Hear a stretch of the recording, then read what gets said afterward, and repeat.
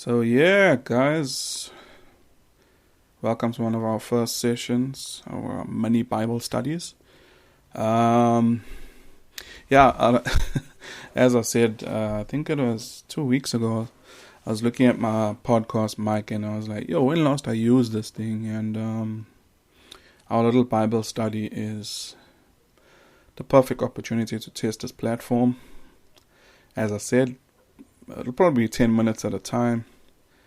And looking at this topic, we will basically exegete John chapter 3 from 1 to 15.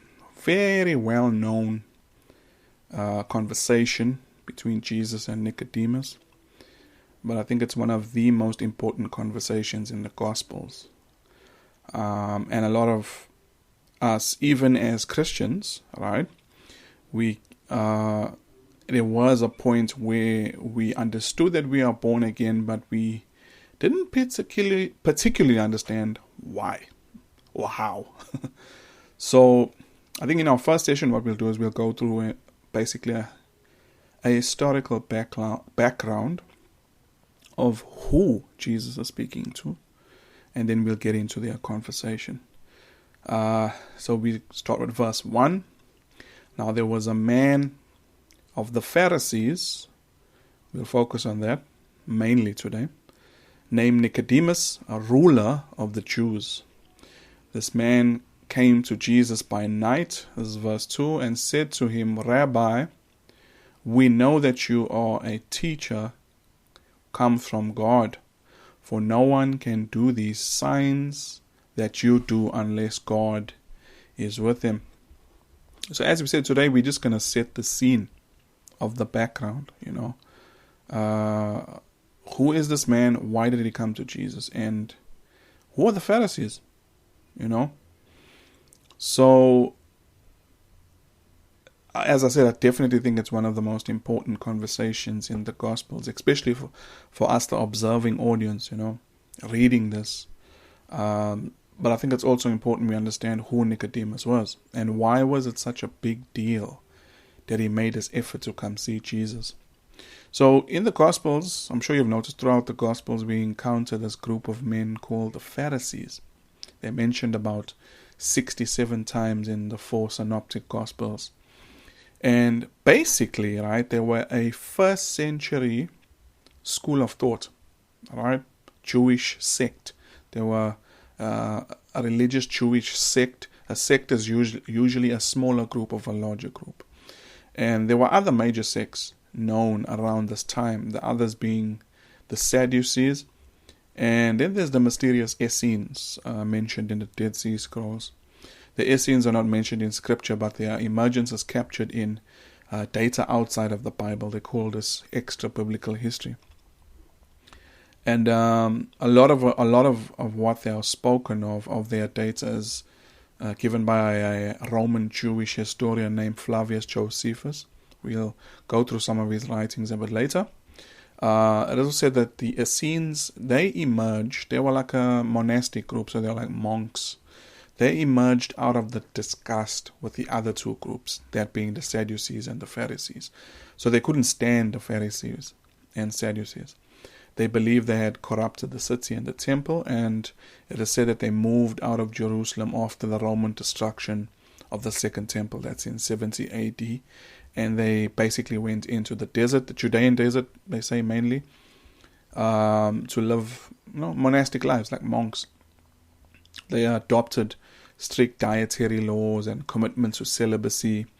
They also were referred to as the sons of light. So the Essenes are particularly interesting to scholars because they are believed to be an offshoot of the group that lived in Qumran near the Dead Sea, and the same Qumran community that produced the Dead Sea Scrolls. And what is that? So just a long story short, so basically it's considered one of the greatest archaeological discoveries in history.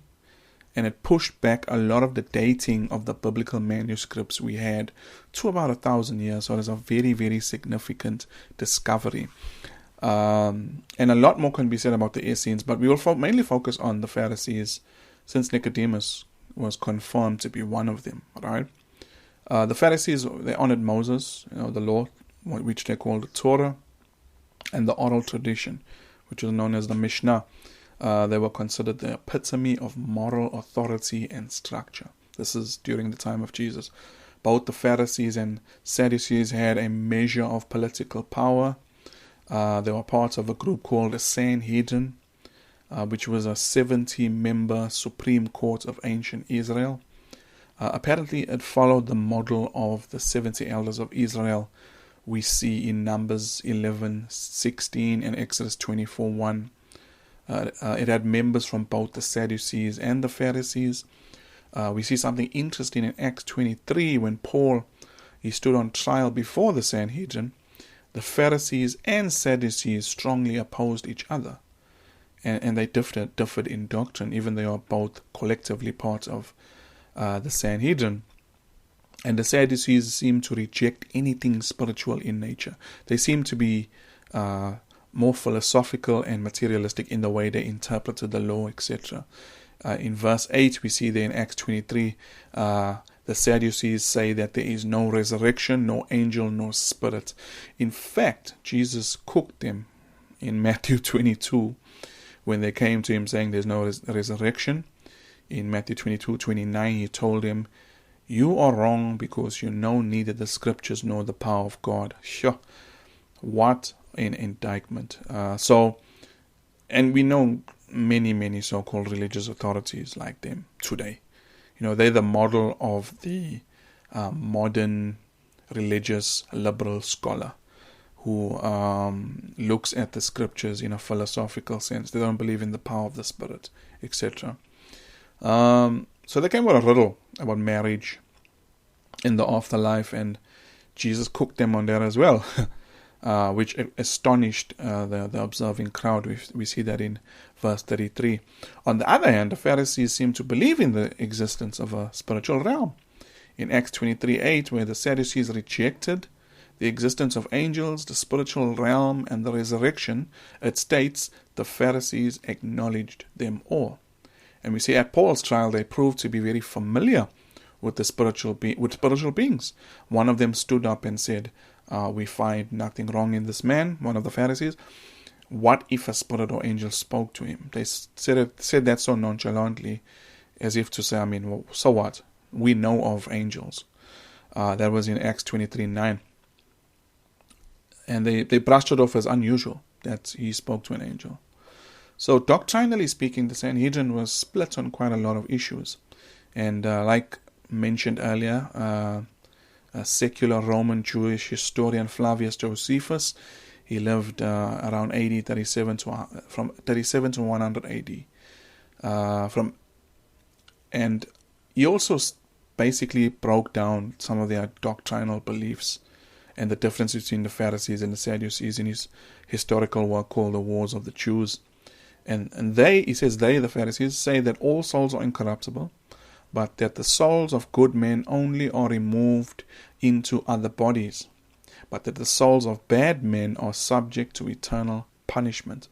But the Sadducees are those that compose the second order and take away fate entirely and suppose that God is not concerned in our doing or not doing what is evil, and they say that to act what is good or to act what is evil is at men's own choice. That sounds almost satanic, right?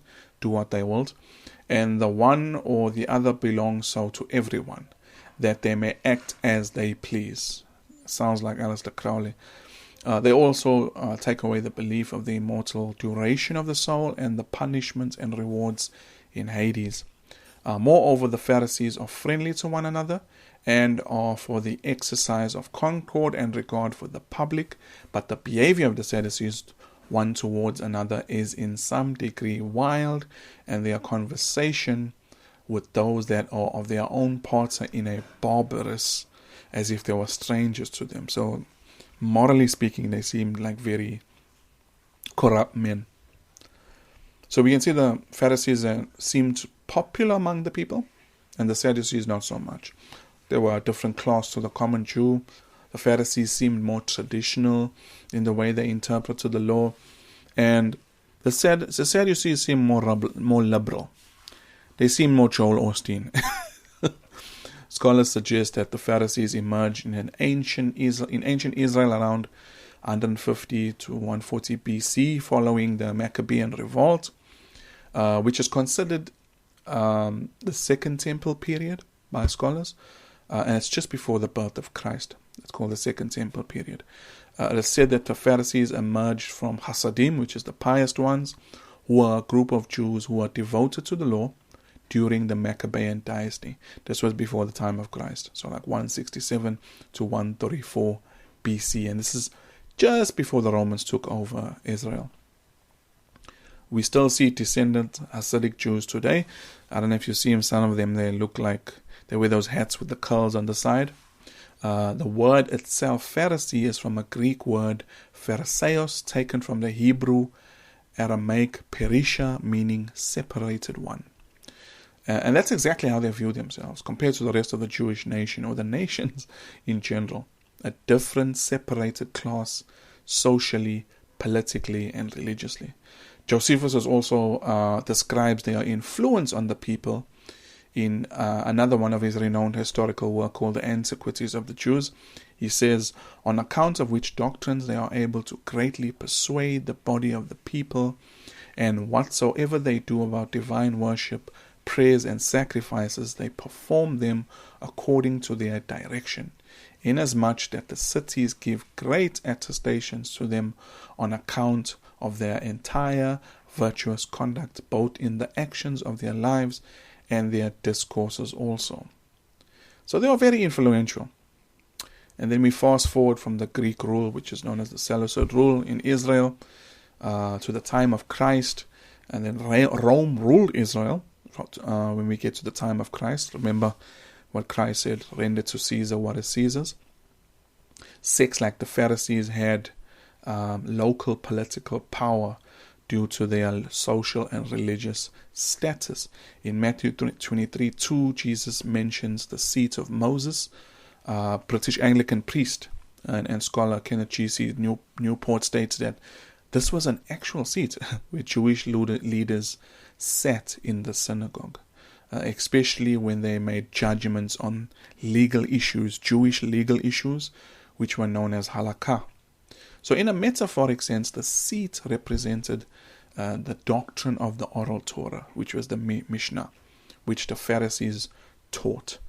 It held that this Torah revealed to Moses is further expressed in later generations by the prophets and the rabbinical sages.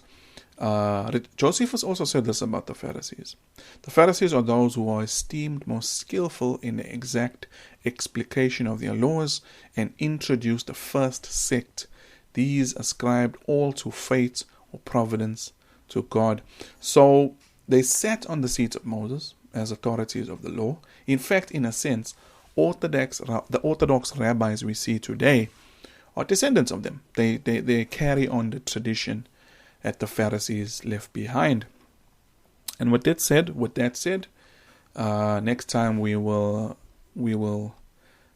get into the conversation. Now that we got a background of who the Pharisees are, very, very influential at the time of Jesus, very well known by the locals, and authorities of the Mosaic law, authorities of the Mishnah, which are the oral Torah. So now we can really see and see this picture that, this is why it is such a big deal that this man named Nicodemus, a Pharisee and a ruler of Israel, made such a risky effort to see Jesus. And that's it for today, guys. We will meet up later for sure.